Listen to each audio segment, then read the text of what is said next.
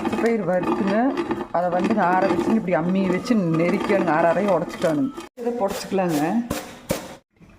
புடச்சதை அலாசிங்க வேறு தண்ணி பிடிச்சி வச்சுது.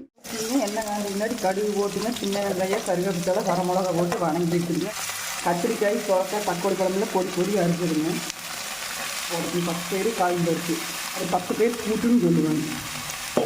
இது போட்டுக்கலாங்க. மஞ்சப்படியில் முதலே போட்டு 10 பேர் வெந்திருக்குது. புடச்ச 10 பேர் வெந்திருக்குது.